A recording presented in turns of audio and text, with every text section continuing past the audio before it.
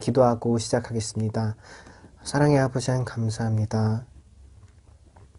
죄로 인하여서 주님을 알지 못한 채 죽음으로 내달리던 우리 영혼을 구원하여 주신 주님 감사합니다.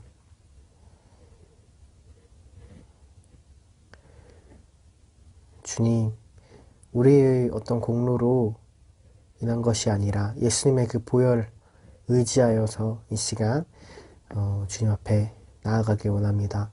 함께 해주실 수 믿습니다. 감사드렸고 예수님의 이름으로 기도드립니다. 아멘. 함께 찬양하실게요.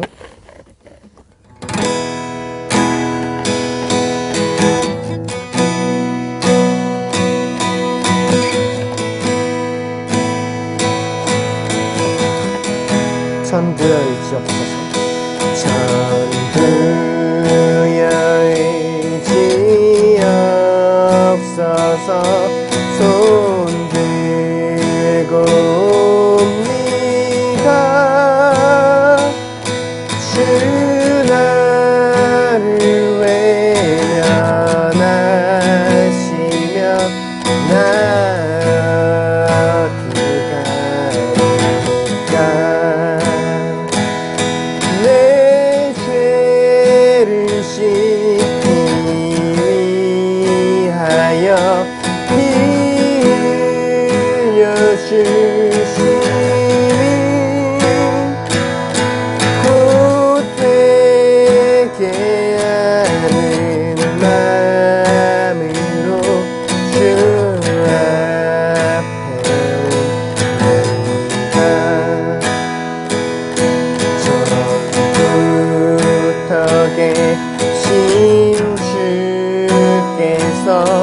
영축을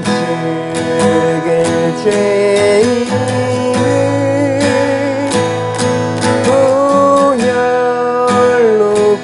보혈로 구해 주시니 그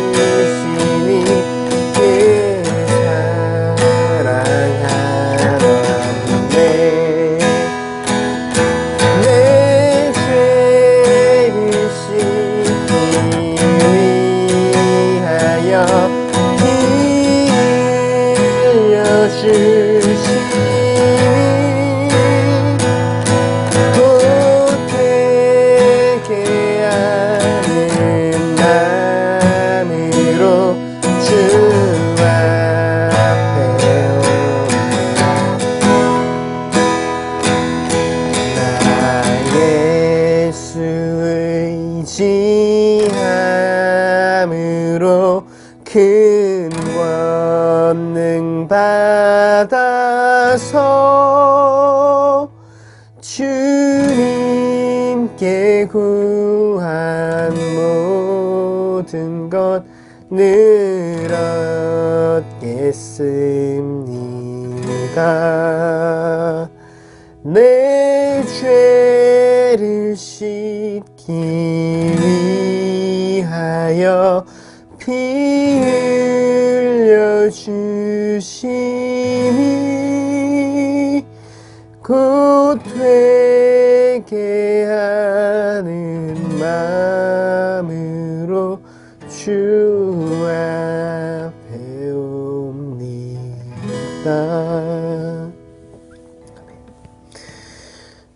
이 시간 잠깐 같이 기도했으면 좋겠습니다. 2절의 가사를 보면 전부터 계신 주께서 영 죽을 죄인을 보혈로 구해주시니 그 사랑 한없네 라고 말하고 있습니다. 죄로 인하여서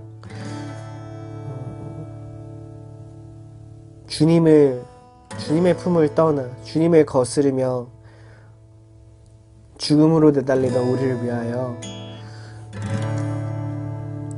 보혈 흘려주셔서 구원하여 주신 은혜 감사드립니다. 주님, 이 시간 같이 함께 기도할 때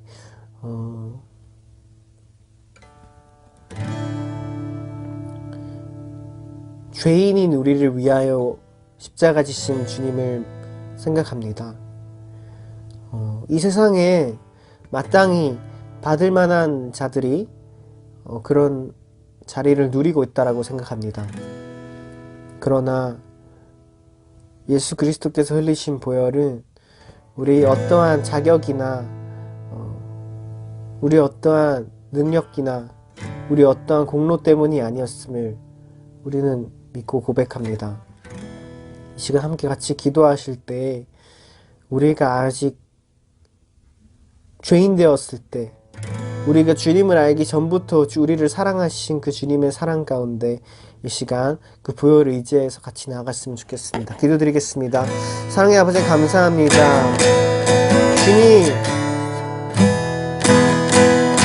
우리가 아직 죄인 되었을 때,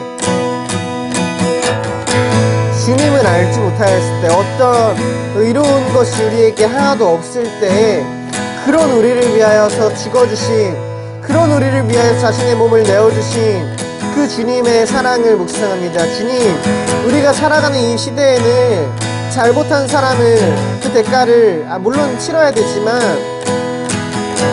유명인들은 무언가 잘못이 하나 발견되면 대중들은 그가 죽어야 한다고 말합니다. 그가 잘못했기 때문에 죽어야 하고 잘하고 있기 때문에 환영을 받아야 한다고 말합니다. 그러나 주님께서는 자격 없는 우리를 위하여 오셨음을 기억합니다. 죄인된 우리를 위하여, 여전히 의로울 것이 하나 없는 우리를 위하여 주님 그 주님의 몸을 내어주셨음을 고백합니다. 주님, 우리가 그 자본의 논리가 아니라 이 땅 위에서 자신을 내어주신 그 예수 그리스도의 사랑으로, 그 사랑의 원리로 살아갈 수 있게 도와주세요. 사랑의 아버지 하나님 감사합니다. 오늘 우리가 살아가는 세상은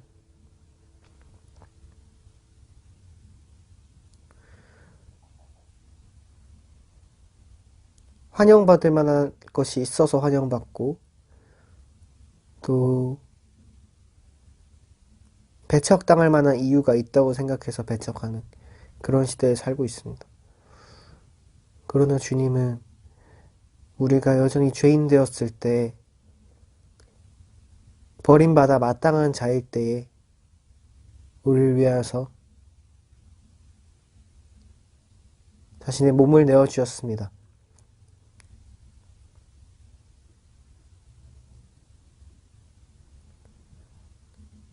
한 인간의, 예수 그리스도께서 위해 죽으신 한 인간의 가치가 물질과 그가 가진 것으로 대변되는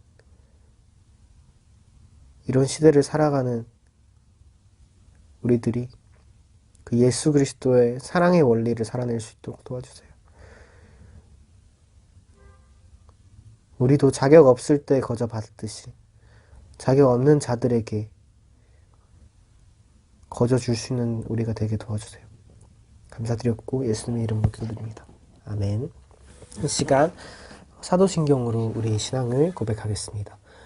나는 전능하신 아버지 하나님, 천지의 창조주를 믿습니다. 나는 그의 유일하신 아들, 우리 주 예수 그리스도를 믿습니다. 그는 성령으로 잉태되어 동정녀 마리에게서 나시고 본디오 빌라도에게 고난을 받아 십자가에 못 박혀 죽으시고 장사된 지 사흘 만에 죽은 자 가운데서 다시 살아나셨으며 하늘에 오르시어 전능하신 아버지 하나님 우편에 앉아 계시다가 거기로부터 살아있는 자와 죽은 자를 심판하러 오십니다. 나는 성령을 믿으며 거룩한 공교회와 성도의 교제와 죄를 용서받는 것과 몸의 부활과 영생을 믿습니다. 함께 기도하시겠습니다. 하나님 아버지 은혜를 감사합니다. 이제 2월도 이제 마지막 주를 가고 있습니다. 좀 있으면 이제 3월 또 봄이 되고 많은 학생들이 또 학교로 가고 또 꽃피는 봄이 옵니다. 이제 3월에 또 캠퍼스에도 봄이 오는 것처럼 또 우리 많은 선교단체들 또 우리 복음을 전파하는 그런 활동들이 이루어지게 하시고 특별히 아버지 하나님 중고등학교에 공부하느라고 교회를 멀리했던 많은 학생들이 다시 예수님을 만나는 그런 3월이 될 수 있도록 인도하여 주시옵소서. 오늘도 야고보 말씀을 통하여 행함이 없는 믿음은 죽은 믿음이라는 우리의 믿음을 깨닫게 하시고 우리가 믿음을 가졌으면 그에 따른 또 우리가 행함이 있는 저희들 되게 하여 주시옵소서. 오늘 신령과 진정을 예배게 하시며 말씀으로 은혜 받아 세상 가운데 승리하는 저희들 되게 하여 주시옵소서. 감사드리며 예수님 이름으로 기도했습니다. 아멘. 안녕하세요. 백목사의 세상 읽기. 이번 시간은 조선의 작은 예수 서섭형 선교사님에 대해서 알아보도록 하겠습니다. 진정한 삶은 성공이 아니라 섬김이다. CGNTV, 오늘의 교회 CGNTV에서 서섭형 선교사님 다큐멘터리가 이제 만들어졌는데 아주 호평이 일색이었다. 일제강점기 의료사각지대에 간호선교사로 활동했다. 철두철미 한국인처럼 여성 고아 병자에 헌신적이었다. 그러나 우리에게 잊혀진 인물 서섭형 선교사에 대해서 알아보도록 하겠습니다. 서섭형은 1880년 9월 26일 독일 남부 형도시 비스바덴에서 태어났다. 본명은 엘리자베스 쉐핑이다. 그녀의 마지막 돌아가실 때 머리맡에 써 있는 것이 Not success but service. 삶은 성공이 아니라 섬김이다 라는 말이 써 있다고 합니다. 초기 선교사들 중 장로교회의 언더우드, 감리교의 아펜젤로, 평양 숭실 전문의 베어드, 이하 전문의 스크라이튼 등은 깊이 연구되고 널리 소개되었다. 그러나 서섭형 선교사는 남자가 아닌 독신 여성, 목사가 아닌 평신도, 의사가 아닌 간호사라는 이유로 오랜 시간 잊혀졌다.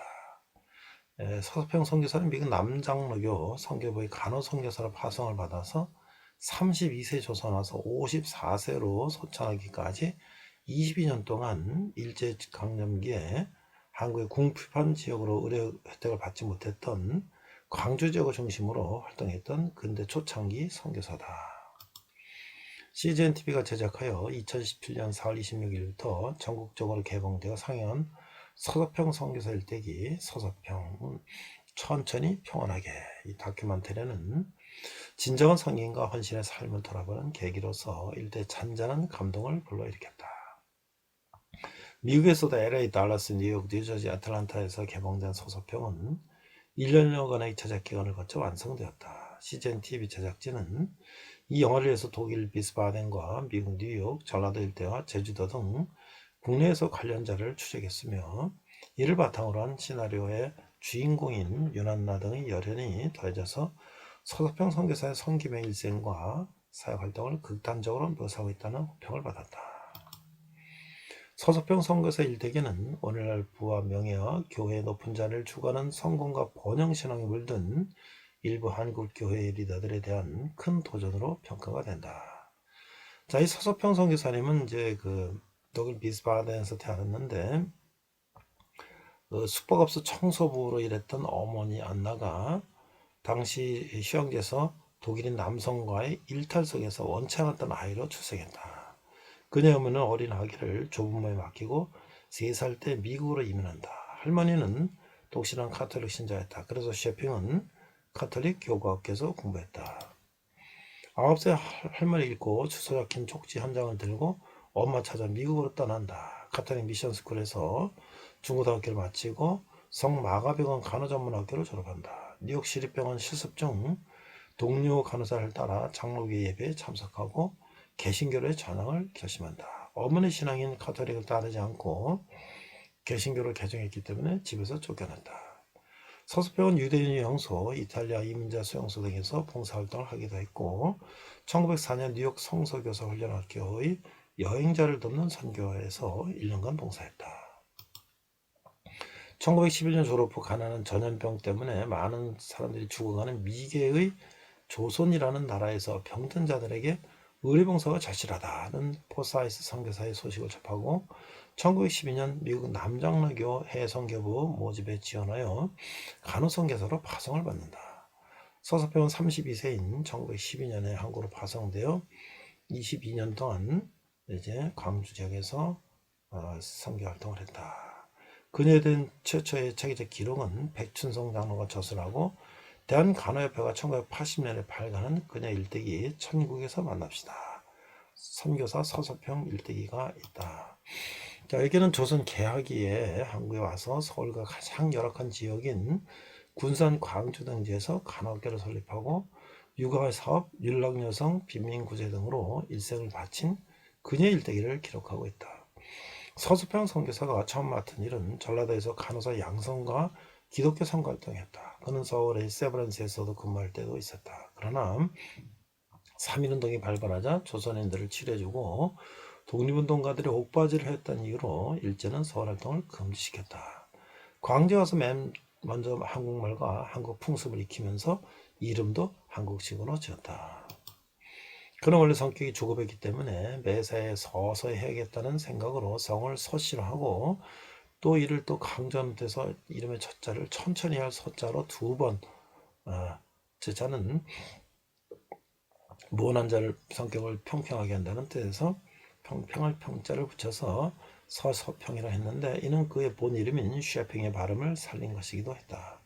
서수평은 간호사로 사역했으나 성경교사로 한국 언어를 무척 잘했을 뿐만 아니라 한국 문화를 탁월하게 이해해 전주와 군산, 광주 등에서 여성들을 대상으로 성경을 가르치고 복음을 전하면서 많은 사람들을 예수님께로 인도했다. 서수평은 특히 미혼모고와 한센인 노숙인 등 가난하고 병약한 많은 사람들을 보살폈다. 선교, 교육, 구제, 헌신의 힘, 서서평 일대기를 좀 더 자세하게 살펴보기로 한다. 근대적인 간호사에게 초석, 서서평은 1923년 조선간호협회, 현 대한간호협회 결성을 주도하여 초대 회장이 선임되었고 그로부터 11년 동안 회장으로 재임하면서 협회 발전을 위해 발벗고 나섰다. 조선간호협회를 만국간호협회와 일본 적십자간호협회에 가입시키는 데 성공하였다. 또한 우리나라 최초로 할 수 있는 간호교과서, 실용간호, 간호요강, 간이위생법 등 4권과 간호사업사를 비롯한 많은 번역서를 책으로 냈다. 그리고 한국말살정책이 진행 중인 일제치하에서 간호부협회의 소식지와 서적들을 모두 한글 전형을 고집했다. 조선 사람들에겐 출애굽기를 가르치며 독립의 확신을 심어주려 했었다. 서서평은 안식년 일때 1929년 조선 간호부협회를 세계협회에 가입시키기 위해 갔던 미국에서 자신을 할머니에게 버려두고 떠났던 어머니를 다시 만난다. 하지만 어머니는 내 딸이라 하기엔 부끄럽다며 매몰차게 거절하였다. 이게 이제 차림새가 남루하고 이렇게 또 카톨릭에서 기독교로 개종하고 하니까 어머니는 이제 그런 박대가 있었다는 거죠. 자, 여성교육, 한국 최초의 여성신학교. 서서평이 바라본 조선 땅은 고난으로 가득 차 있었다. 한번 순회진료와 전도여행을 나서면 한 달 이상 말을 타고 270km 이상 거리를 돌았다. 진흙탕에 말이 쓰러지면 100리길을 걸었다. 이번 여행에서 500명 넘는 조선 여성을 만났지만 이름을 가진 사람은 10명도 안 됐다. 조선 여성들은 돼지할머니, 개똥엄마, 큰년, 작은년 등으로 불린다. 남편에게 노예처럼 복종하고 집안일을 도맡아 하면서도 아들을 못 낳는다고 서방맞고 이들에게 이름을 지어주고 한글을 깨우쳐주는 것이 제 가장 큰 기쁨 중 하나이다. 성교 편지에서 있는 내용이죠.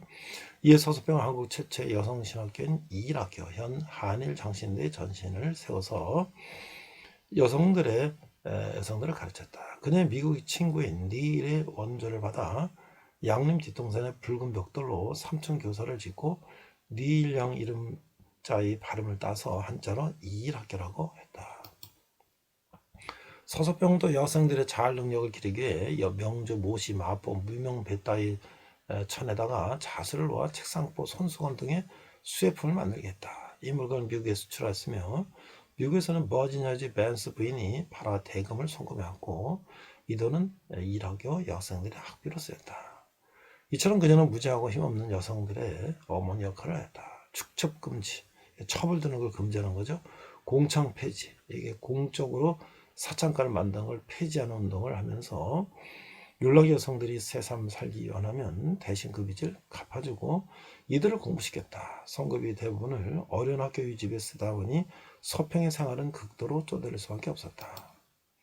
서서평이 별세한 뒤 이 학교는 1941년 9월에 신사참배를 반대해 폐교됐으며 해방 후인 1948년 9월 구애라 선교사에 의해 이 학교가 복교되었고 1961년 3월 30일 전주 한일여자신학대학에 합병되었다. 조선 농촌 여성과 같이 무명 배옷을 검정 고무신을 신었고 보리밥에 된장국을 먹으며 검소와 절제를 몸으로 실천했다. 선교사 서서평은 조선인처럼 산 것이 아니라 완전한 조선인으로 생활하기로 결심한 것이다. 그래서 당시 조선인들에게 푸른 눈의 어머니라고 불렸던 것이다. 서서평은 또 여학생들의 자활 능력을 기르기 위해 명주, 모시, 마포, 무병배 따위 천을 이게 미국에 수출해서 그것들을 선교부로 썼다는 거죠. 서서평이 별세한 후에 이제 학교가 한 여자 신학당에 합병됐다는 얘기가 있고요. 자, 나병환자와 빈민구제. 서서평은 한국에서 당시 조선인들도 돌보지 않았던 한센병자의 더 나은 삶을 위해 혼신의 노력을 다했다. 흔히 문둥병이라 부르는 나병 환자를 돌보며 나병 환자 치료에 혁혁한 공을 세웠다. 서서평은 1933년 조선인 목회자들 동해서와 함께 50여 명의 나환자를 이끌고 서울로 행진을 시작했다.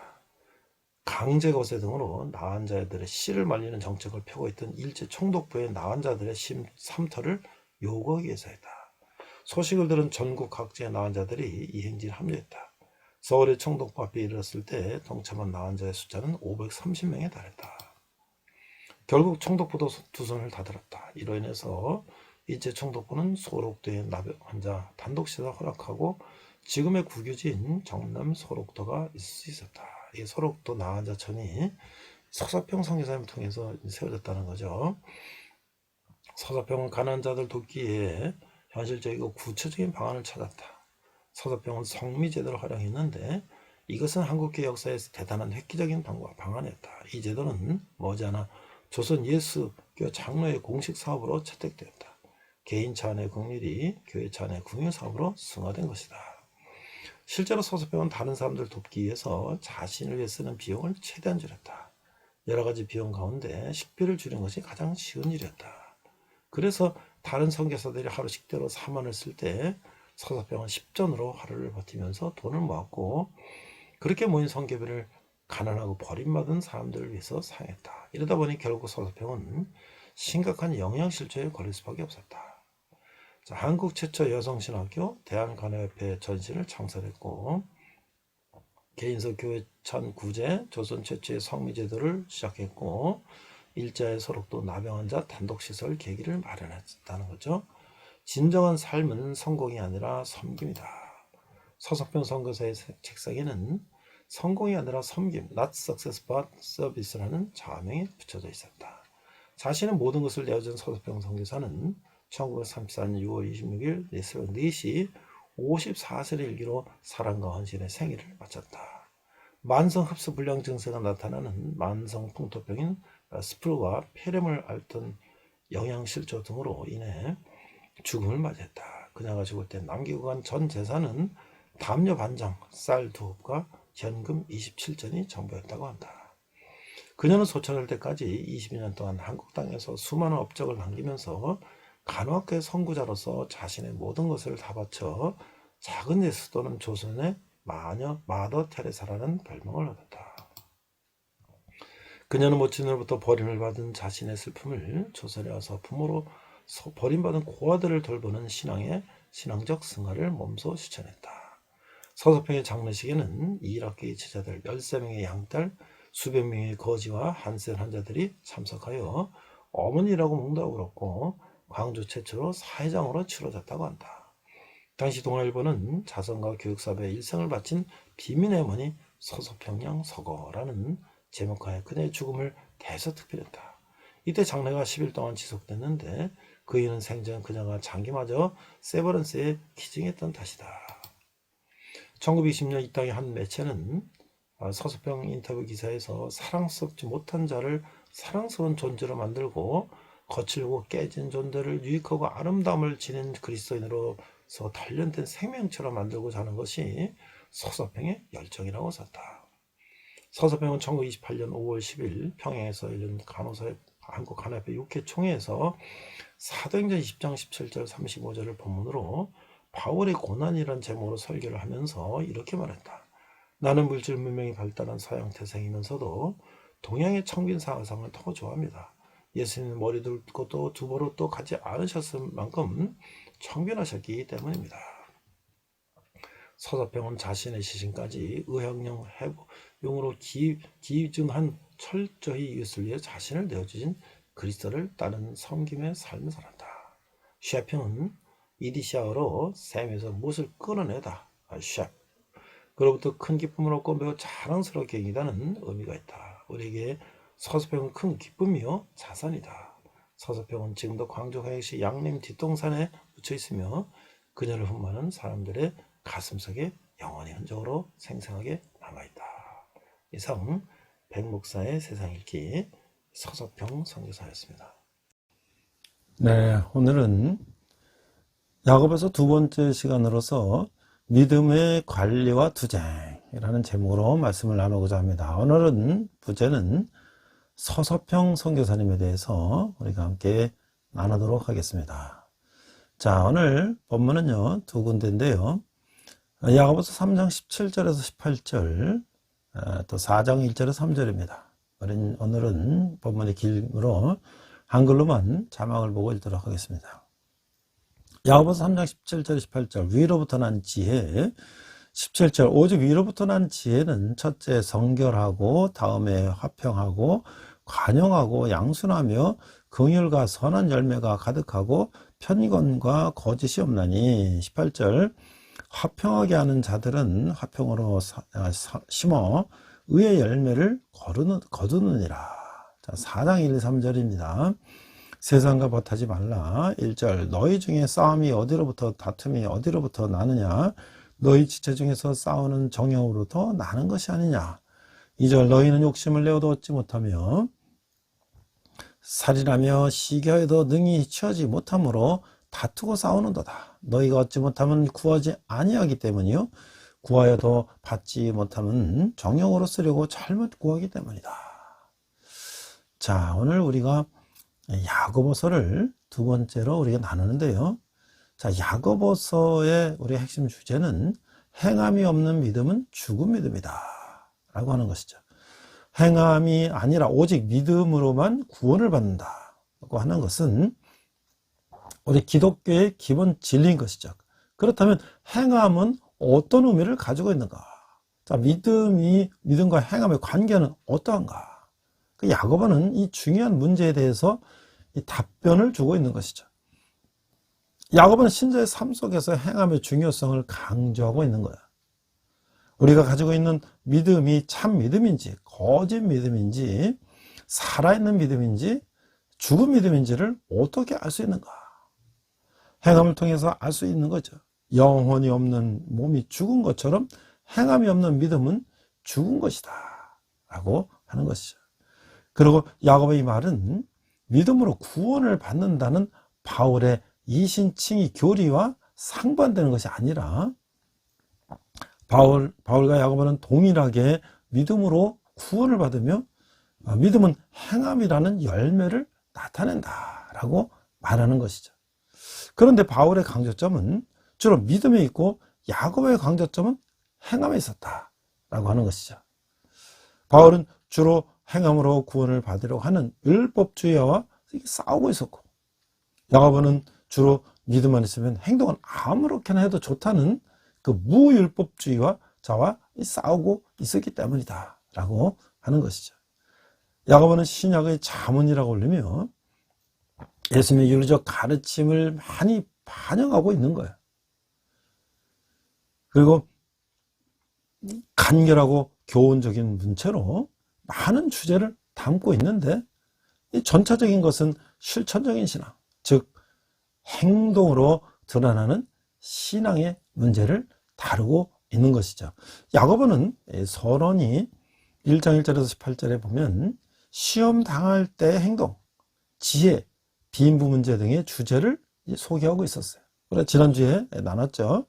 그래서 믿음의 실천, 야고보 1장 19절에서 2장 26절은 믿음의 실천 문제를 다루고 있는데 신자들 하여금 말씀 들은 것을 실천할 것을 권면하며 실천 없는 신앙은 죽은 것이다 라고 하는 것이죠. 이 교회 공동체 내에서 분열을 조장하는 언어 사용의 문제, 또 지혜성의 문제, 다툼과 비방의 문제를 다루고 있는 거예요. 그리고 빈부 문제를 심도 있게 논하고 병자들을 위한 기도와 미혹당한 자들을 돌아오게 하는 문제로 결론을 맺는 거예요. 우리가 이제 다음 주에 이 세 번째 시간에 이 결론 부분을 다룰 것이죠. 자, 야곱은 오늘날 자칫 지성주의에 빠지기 쉬운 신앙생활에 강력한 일침을 놓고 있다라고 하는 것이죠. 그 실천 없는 신앙은 없다.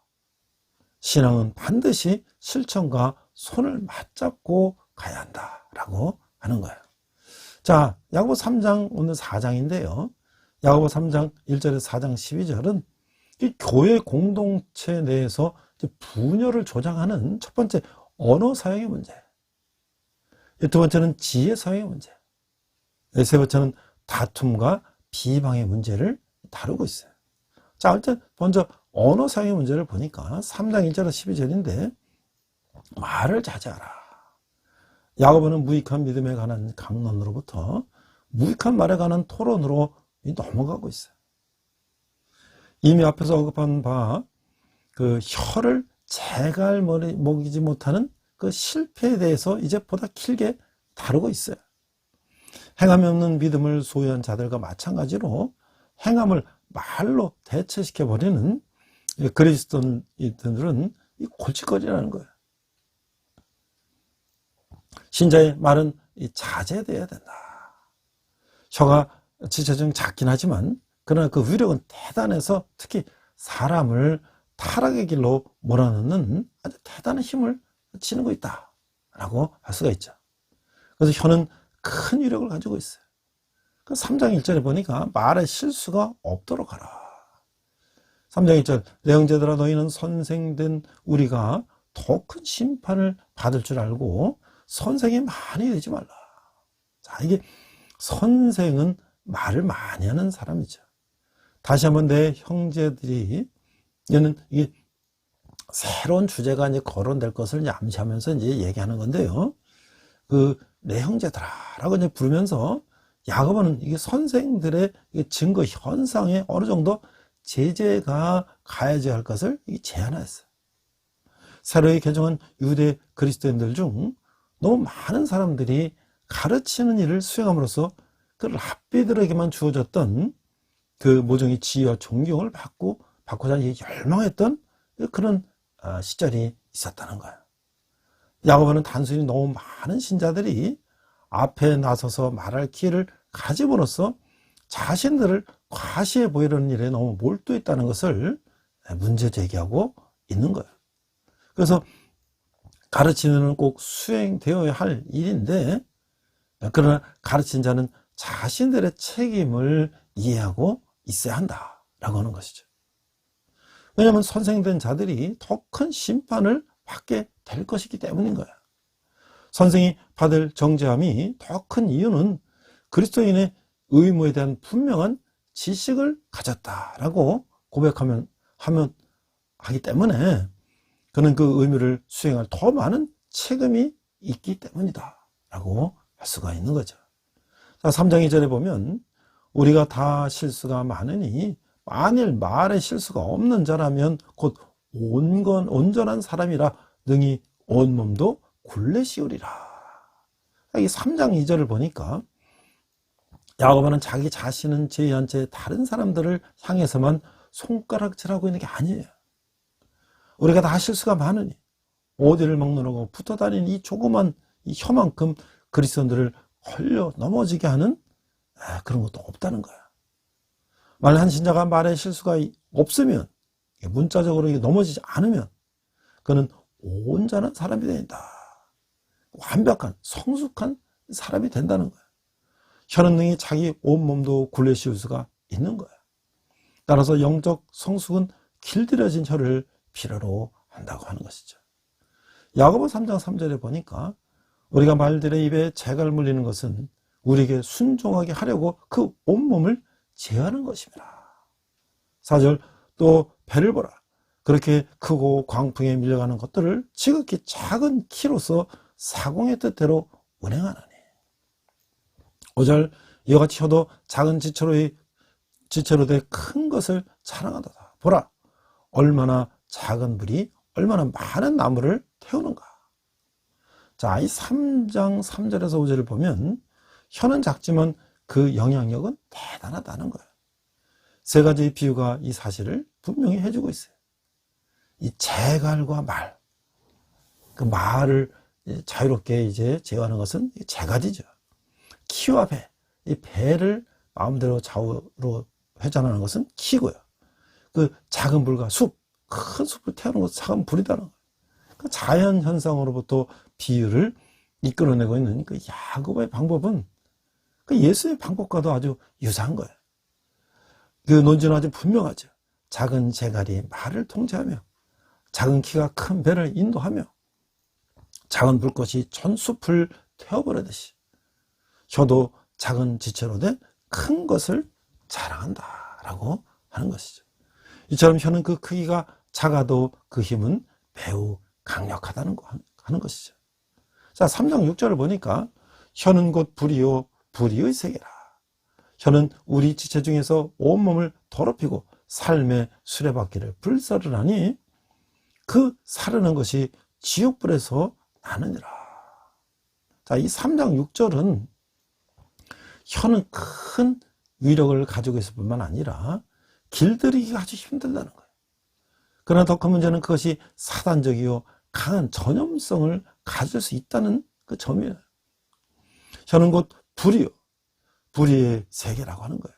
혀는 우리 인체의 지체 중에서 온몸을 부패시키거나 오점을 남기거나 더럽히는, 그리고 생의 바퀴를 불사르는 모습으로 그 자리를 잡고 있다는 거예요. 혀는 마치 자연의 바퀴의 중심 혹은 중추에 위치해 있는 것과도 같기 때문에 그 바퀴는 불꽃 내리에서 보여주듯이 그 중심으로부터 불부터 나가는 것이죠. 그 바퀴는 타면 탈수록 더 빨리 돌아가며 마침내는 바퀴 전체가 불꽃을 튀며 회전하면서 사방으로 불꽃을 튀며 또 회전하면서 사방으로 불꽃을 튕겨내는 거예요. 그러나 혀는 단지 퓨즈에 불과해요. 죽음의 불이 그는 지옥, 곧 그 자체인 것이죠. 세 번째는 지혜는 화평을 이룬다. 이게 3장 17절에 18절에 보니까 위로부터 난 지혜, 오늘 본문이죠. 3장 10절, 오직 위로부터 난 지혜는 첫째 성결하고 다음에 화평하고 관용하고 양순하며 긍휼과 선한 열매가 가득하고 편견과 거짓이 없나니. 3장 17절 그 위로부터 난 지혜는 성령을 통해서 얻은 참 지혜를 뜻하고 있어요. 여기서는 참 지혜의 특성이 열거되어 있어요. 위로부터 난 지혜는 성령의 9가지 열매와 같다고 하는 것이죠. 우리가 갈라디아서 5장 20절에서 26절을 보면 성령의 9가지 열매가 나오는데, 자 22절, 오직 성령의 열매는 사랑과 희락과 화평과 오래 참음과 자비와 양선과 충성과 온유와 절제니 이 같은 것을 금지할 법이 없느니라.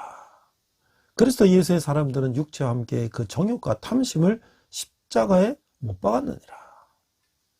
만일 우리가 성령으로 살면 또한 성령으로 행할지니 헛된 영광을 구하여 서로 노엽게 하거나 서로 투기하지 말지니라. 자, 이게 3장 18절에 화평하게 하는 자들은 화평으로 심어 의의 열매를 거두느니라. 이렇게 말씀하고 있죠. 이 화평은 의의 열매를 생산하는 내는 그 씨앗이라고 하는 거예요. 진정으로 지혜로운 자는 화평의 사람이에요. 영적 성숙하며 실천적 거룩함인 그 의, 이는 이 서신의 주제인데, 그 하나님과 관계, 그 옳음, righteousness를 그 이루기 위해서 신자는 주위에서 말하는 법을 배워야 한다라고 하는 것이죠. 설득력인 연설은 지혜로운 정신으로부터 나오는 거예요. 자제된 혀는 잘 교화된 생각의 결과라고 하는 것이죠. 찬송으로 가득 찬 입술은 순결함으로 가득 찬 마음으로부터 생겨나는 결과라고 하는 거예요. 신자는 확고한 신념 위에 서 있어야 하고, 1장에서 말씀했죠. 긍휼히 여기는 마음을 가지고 섬겨하며 2장에서 우리가 얘기했죠. 조심해서 말해야 되고 3장에서 말하고 있어요. 신자는 하나님께서 자기의 요구하는 성품에 사람해야 되고 하나님께서 자기의 요구하는 일들을 행해 나가야 하며 또한 하나님께서 자기에게 말하라고 요구하는 대로 말해야 된다고 하는 것이죠. 자, 우리가 이제 기독교가 욕먹는 구체적인 이유가 무엇일까? 이 세상 사람들은 기독교를 잘 이해하지 못하고 나쁜 모습만 겉으로 드러나는 모습만 가지고 기독교를 비판하고 있어요. 오늘 기독교가 욕먹는 것은 기독교 신앙 자체가 잘못되었고 성경이 잘못된 책이라서가 아니라는 거예요. 물론 몇몇 안티 기독교인들은 기독교 자체를 비난하고 예수님을 비난하죠. 그러나 요즘 세상에서 기독교를 비판하는 것은 기독교 자체가 아닌 기독교를 믿는 사람들을, 즉 고인들을 비난하는 거예요. 그러므로 성경 말씀대로 살아가는 기독교인은 기독교인이지만 칭찬을 받기도 하고 하나님께 복을 받기도 하는 거예요. 같은 교회 내에서 세상에서 욕먹는 기독교인들이 있고 칭찬받는 기독교인들이 있어요. 우리가 하나님께 복을 받는 것은 기독교 자체가 진리인데 우리가 그 진리에 따라서 살기 때문이었을 것이고, 또 화를 받는 사람은 기독 자체가 문제가 있어가 아니 그 사람 자체가 화를 받게끔 행동했기 때문이라는 거예요. 그러나 복이 오고 화가 오는 문제는 기독교의 참신앙과 직결되는 것은 아니라고 하는 거예요. 왜냐하면 우리에게 닥친 불행도 성경 말씀으로 보면 복된 것이 되는 그 연단의 과정일 수도 있기 때문이라고 하는 것이죠. 마지막 때가 되면 기독교인들의 작은 세상이라기보다는 바로 내부에 있는 것이라는 거예요. 음녀는 뭐죠? 음녀는 남의 여자가 아니고 내 여자였는데 남편을 배신한 부정한 여자라고 하는 거예요.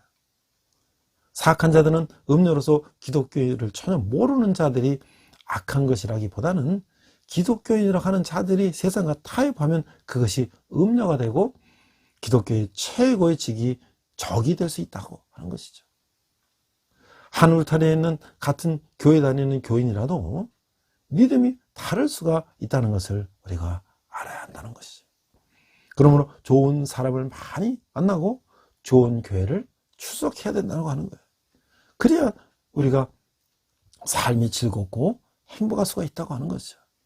교회는 바로 새 예루살렘과 같은 것이다 라고 말할 수가 있는 거예요. 두 번째는 칭찬받는 기독교는 누군가? 자, 기독교인이라 해도 다 착한 것이 아니에요. 하나님의 의에 합당한 정도가 다 다르기 때문이죠. 100% 예수님처럼 완벽하게 사랑이 넘치는 사람은 없는 것이죠. 인간은 죄인이기 때문에 예수님이 보혈로 죄를 씻었다고 해도 인간의 원죄에서 오던 그 버릇은 여전히 남아있어서 그때그때 회개하고 다시 죄를 짓지 않도록 기도하며 살아야 되는 것이죠. 하나님의 의에 합당한 정도가 다르기 때문에 아직 그 의에 10%밖에 미치지 못한 사람도 있는가 하면 80%에 다다른 사람도 있다고 하는 것이죠. 세상적인 사람과 별반 다를 것이 없는 기독교인도 있을 것이며 상식 밖의 기독교인도 있을 거예요. 이런 자들 모두 예수님께 치료받으라고 하나님께서 부르셨고 또 치료받고 있는 중이에요. 공사 중이라는 거죠. 세상적인 사람들 눈에는 아직 하나님의 의에 많이 미치지 못한 자만 눈에 많이 띄게 때문이죠. 이 장애인 단체나 고아원 등에 가보셨어요? 우리가 만약 그런 가족하시는 분이라면 아마 하나님의 의에 합당한 기독교인들을 더 많이 보셨을 거예요. 모든 종교인들이 다 착한 것은 아니에요. 정말 다양한 사람들이 섞여 있죠.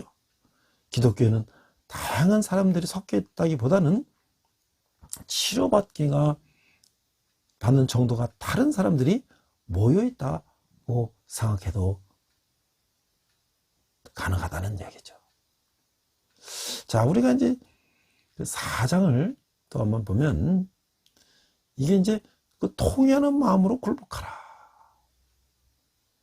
자, 이 다툼과 정욕과 미움과 시기와 자만심, 그리고 죄 같은 단어들은 마치 얼룩과도 같이 그 야고보서의 이 부분을 얼룩주고 있는데, 이 3장 마지막을 마무리 짓고 있는 구절에 화평케 하는 자들은 화평으로 심어 의의 열매를 거두느니라 하고 아주 대조가 되는데, 4장은 이 싸움과 다툼이란 말들로 이제 시작되고 있는 거예요.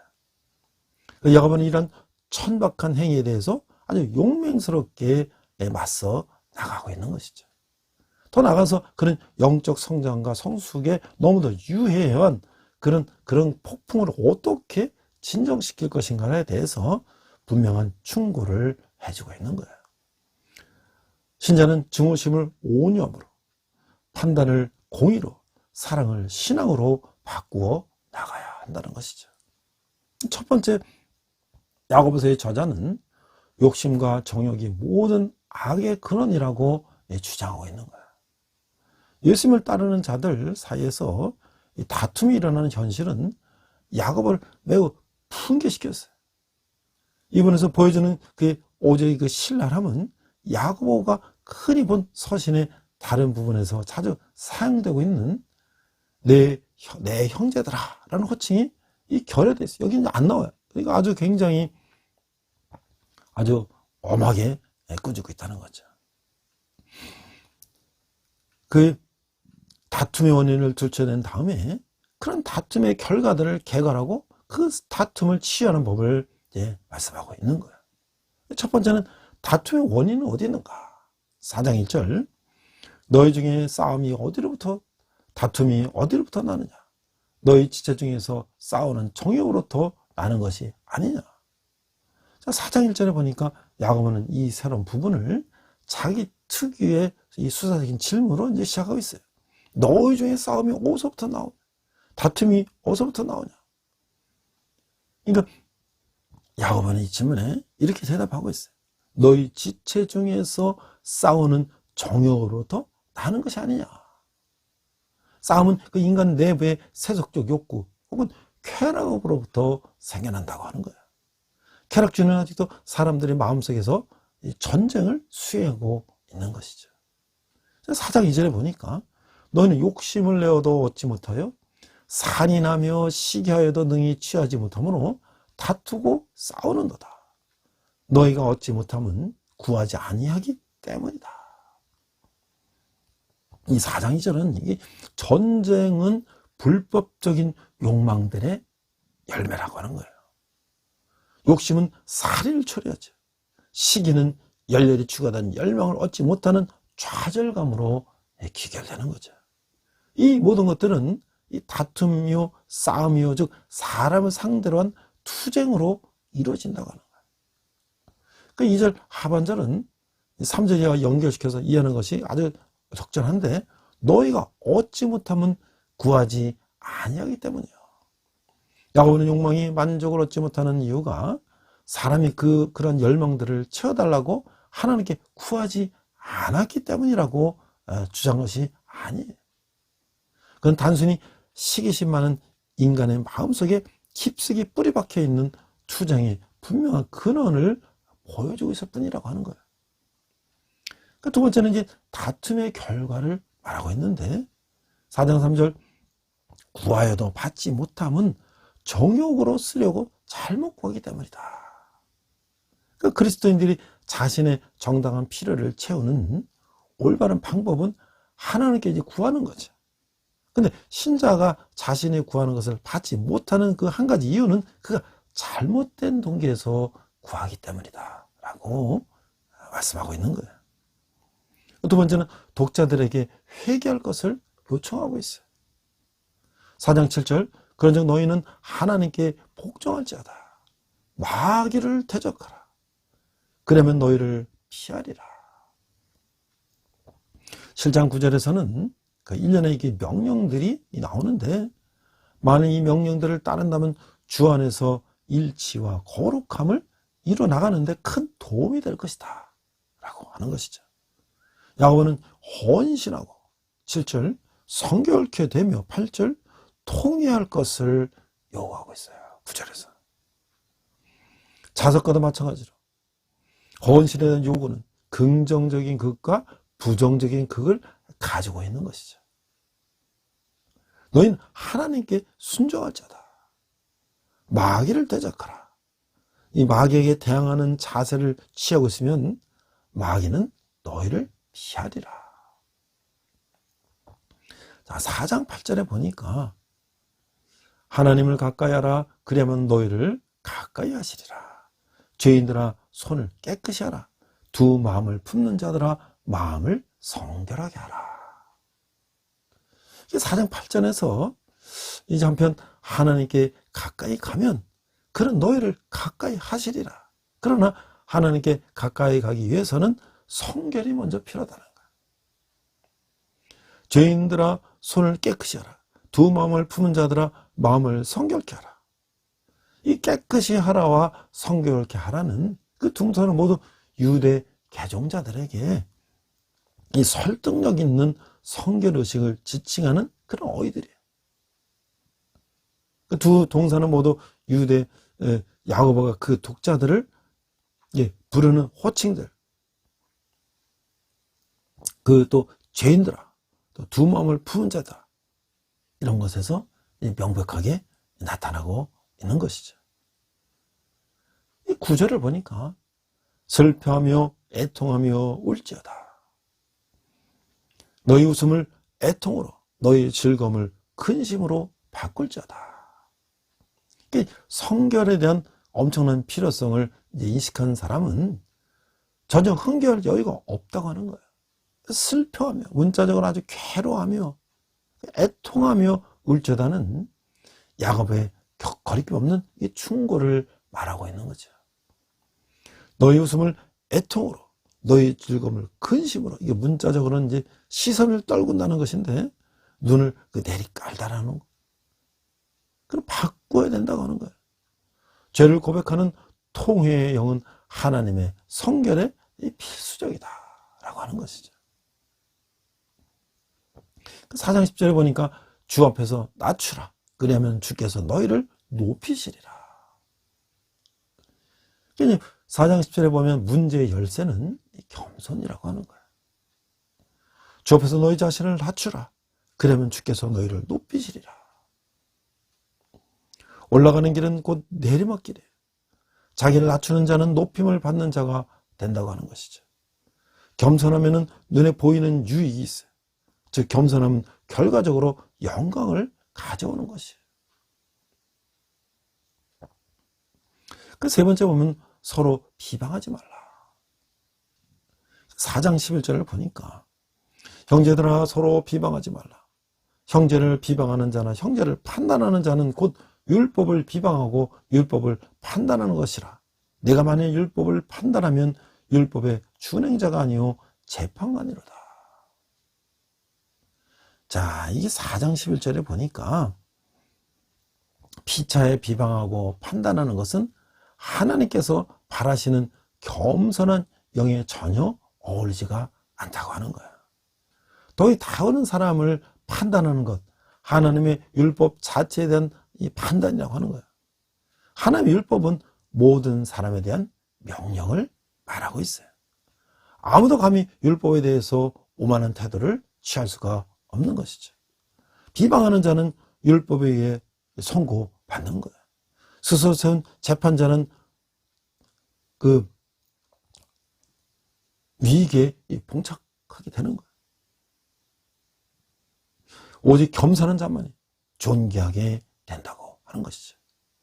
진정한 공의는 신자가 자기 자신을 겸손과 순종함으로 하나님께 굴복시킬 때 얻어진다고 하는 것이죠. 자, 4장 12절에 보니까 입법자와 재판관은 오직 한 분이시니 능히 구원하기도 하시며 멸하기도 하시느니라. 너는 누구에게 이웃을 판단하느냐? 오직 한 분만이 율법 위에 계시는 거예요. 그분만이 율법을 고치거나 번복시킬 권한을 갖고 계시는 거예요. 하나님은 유일한 입법자시요 재판자이시라는 거예요. 하나님은 율법을 제정하실 뿐만 아니라 또한 그 율법을 관리하시는 거예요. 그는 이게 하나님 정부의 행정부와 사법부 직책을 공히 담당하고 계시는 거예요. 하나님은 왕이시죠. 그는 자신의 율법을 제정하시고 선포하신 거예요. 하나님은 재판자이시는 것이죠. 그는 자신의 율법을 유지시키며 강화시키고 있어요. 그는 능히 구원하기도 하시며 멸하기도 하시고, 율법을 만드시는 오직 한 분이시라고 하는 것이죠. 그 율법의 한 재판자도 한 분이시며 율법의 정죄함으로부터 구원할 자도 오직 한 분이라고 하는 것이죠. 야고보의 유대인 독자들에게 잘 알려져 있던 이 진리를 되새겨주고 있는 것은 그들의 오만한 태도와 판단적인 행동을 공경하기 위함이다 라고 하는 거예요. 겸손한 태도와 공정한 행동은 영적 성장에 있어서 필수적이라고 하는 거예요. 그런 다음 야고보는 삶의 이와 같은 고귀한 모습들이 어떻게 헛된 자랑을 지압해 나갈 것인지에 대해서 설명해 나가고 있다고 하는 것이에요. 저는 오늘 야고보서를 읽으면서 이 믿음이라는 것이, 믿음의, 우리가 이 첫 번째 상편에서는 믿음의 특성은 무엇인가? 그래서 성령의 9가지 열매도 얘기했죠. 그런 믿음을 야고보는 얘기했고, 이 두 번째는 믿음을 어떻게 관리해야 되느냐. 혀에 재갈을 물리는 것처럼 배의 키가 배를 이렇게 좌우로 회전시키는 것처럼 우리의 믿음을 어떻게 관리해야 될 것이냐. 그 다음에 이제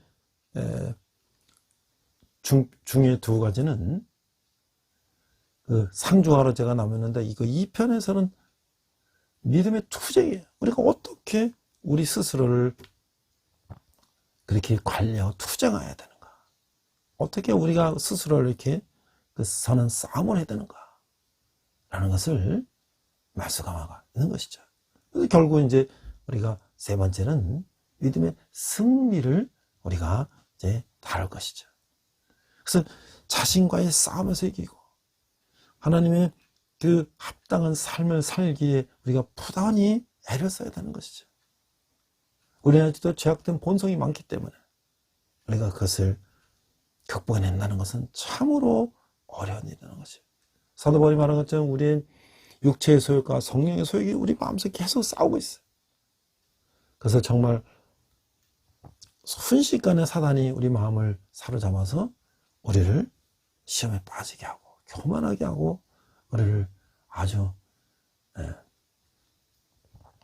그런 사람으로 만드는데, 계속 그런 선한 싸움과 투쟁을 하면서 믿음을 지켜오고 또 선한 행동을 통해서 하나님께 영광을 돌리는 사람을, 제가 이번 주는 그 조선의 땅에 몸던진 이 서서평 선교사님에 대해서 제가 앞에서 이렇게 또 한번 자료를 찾아봤어요.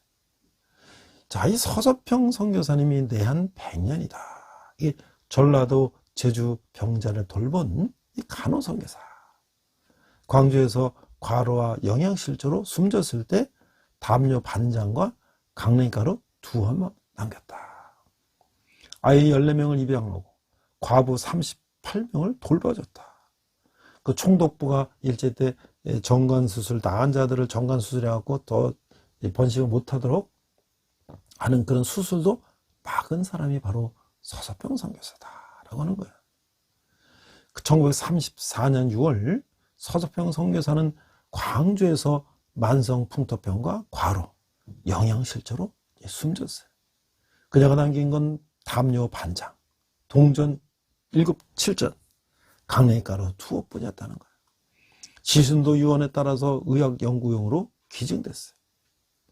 찢어지게 가난한 나라 조선에서 22년간 보리밥에 된장국을 먹고 고무신을 끌고 다니며 조선인의 친구가 아니라 그저 조선인으로 살았던 사람, 가난하고 병든 이유, 나은 자들을 죽기까지 섬겼던 그 사람을 우리는 너무 쉽게 잊고 살아왔다는 거예요. 이 서서평은 엘리제 샤핑인데 1880년에 태어나셔서 1934년에서 조선에 돌아가셨는데 이 선교사 기념사업 경과 보고를 하던 열방을 섬기는 사람들, 그 양국주 대표님이 아주 울먹이면서 얘기를 했어요. 17호 광주 광역시 양림동 기독간호대학 안에 있는 오웬 기념각에서 서서평 선교사 내한 100주년 기념 예배 및 평전 출판 기념회에서 모인 이 1000여 명의 여기저기서 함께 그 사람들이 눈시울을 훔쳤다는 거예요. 독일 출신의 이 미국인 서서평은 1912년 32살의 나이에 처음 조선에 온 독신 여성 간호 선교사였다는 거예요. 끊임없이 병고에 시달리는 몸을 이끌고 광주 제정원 등을 중심으로 전라도 일대와 제주도를 순회하면서 병자를 돌보고 가난한 여인들을 가르쳤어요. 수많은 큰 년 작은 년에게 이름을 주었다는 거예요. 서서평이 바라본 조선 땅은 고난으로 가득 차 있었어요. 한번 순회 진료 여행을 나서면 말을 타고 한 달 이상 270km가 넘는 거리를 이동하고 진흙 땅이 많이 쓰러지면 짐을 머리에 이고 걸어야 했다는 거예요.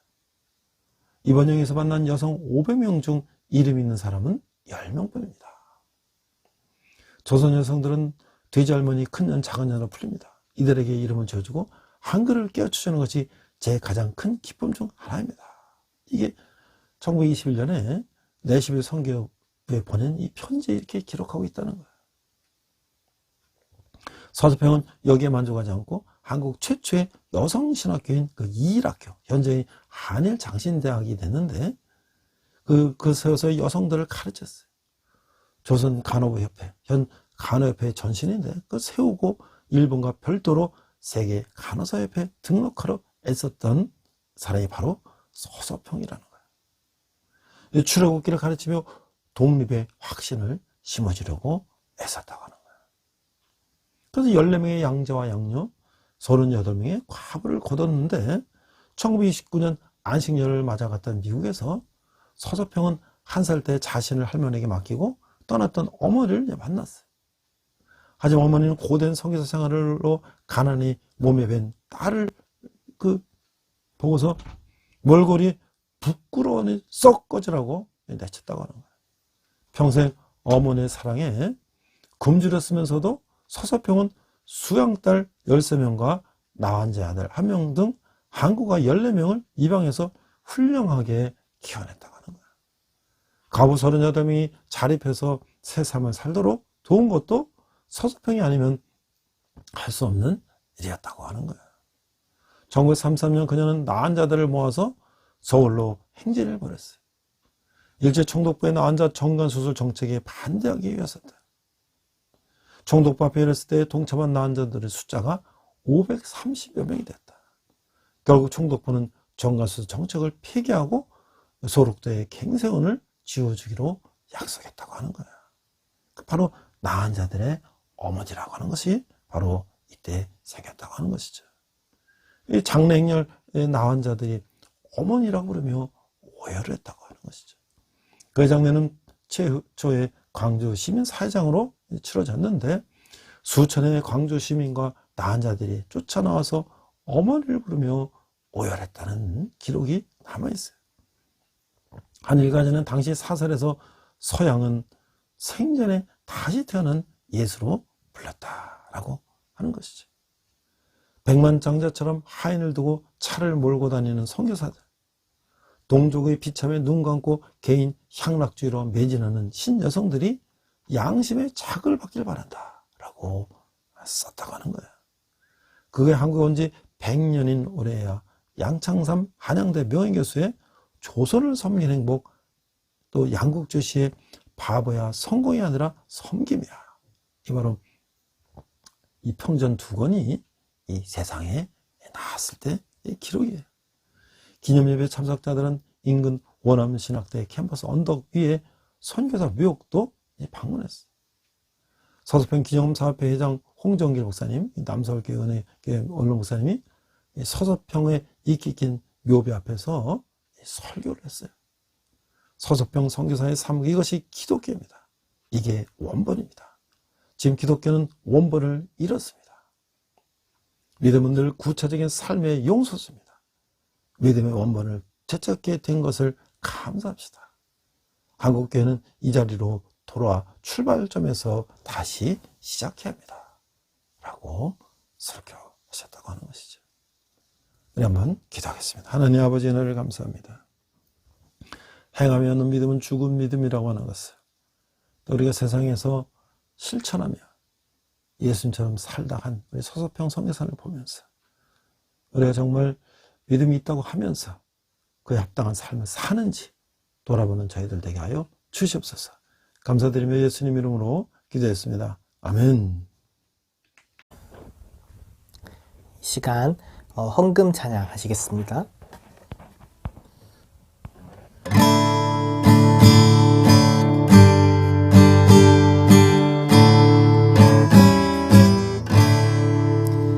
내게 있는 모든 것을 아낌없이 드리네. 사랑하고 의지하며 주만 따라 살리라. 주께 드리네.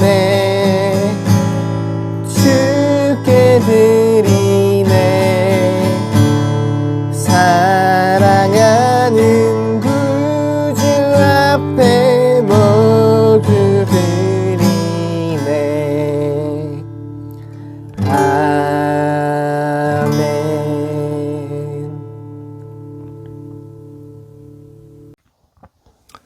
네, 앞서 기도에도 말씀드렸지만 이제 3월이 곧 다가오고 있습니다. 저도 이제 또 3월부터는 학교에서 학생들을 더 리더십도 강의하고 또 다문 어린 멘토링이라는 또 지역사회에 있는 우리 다문 학생들, 어린이들, 아동센터나 초등학교, 또 중고등학교 이렇게 방문해서 학생들과 함께 그들을 또 가르치고 멘토링하는 그런 또 과목도 하고 있습니다. 그래서 대학생들을 만나서 또 학문도 가르치고 또 그들에게 복음도 전하는 그런 일을 지속적으로 하고 있습니다. 또 이제 군대에서는 또 봄 되면 여러 가지 또 훈련과 많은 활동들이 있는데 가끔 또 이제 군대에서 이렇게 보면 다쳐서 이제 목발 쥐고 다니는 또 형제들이 있어요.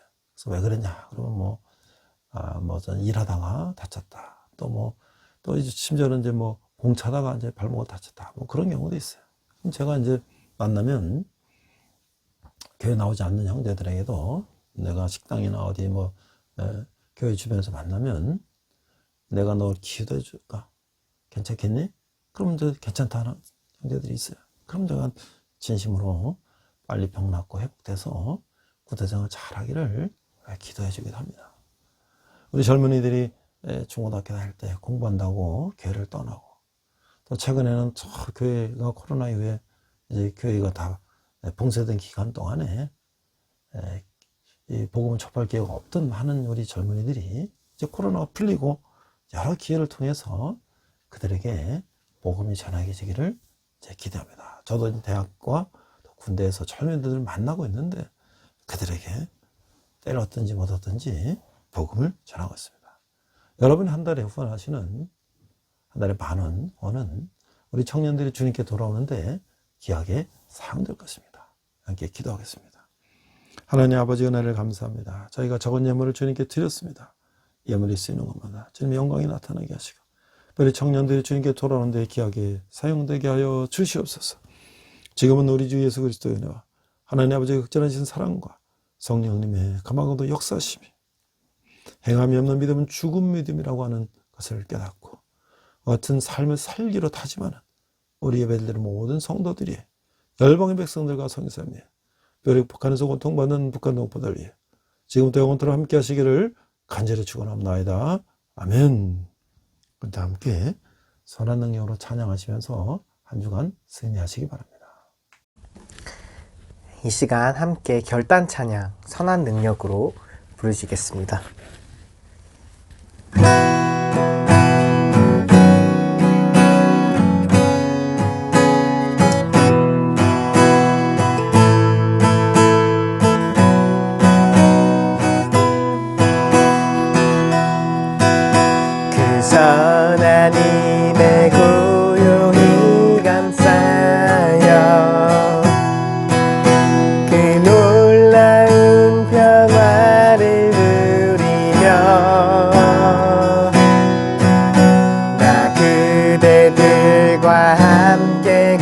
걸어가네. 나 그대들과 하늘을 여네. 지나간 허물, 지나간 허물 어둠의 날들이 무겁게 내 영혼 짓눌러도 오 주여 우릴 외면치 마시고 약속의 구원을 이루소서.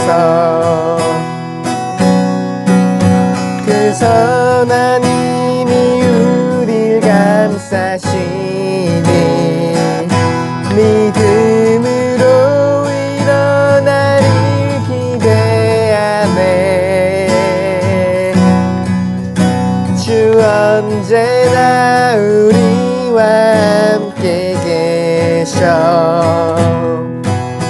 하루 또 하루가 늘 새로워. 주께서 밝히신 작은 촛불이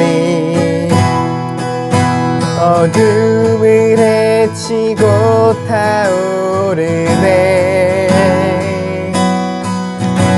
그 빛에 우리 모두 하나 되어 오늘 위에 비추게 하소서. 그 선한 힘이 우리 감싸시니 믿음으로 일어날 일 기대하네. 주 언제나 우리와 함께 계셔. 하루 또 하루가 늘 새로워. 이 고요함이 깊이 번져갈 때 저 가슴 벅찬 노래 들리네. 다시 하나가 되게 이끄소서. 당신의 빛이 빛나는 이 밤 그 선한 힘이 우릴 감싸시니 믿음으로 일어나를 기대하네. 주 언제나 우리와 함께 계셔. 하루 또 하루가 늘 새로워. 주 언제나 우리와 함께 계셔. 하루 또 하루가 늘 새로워.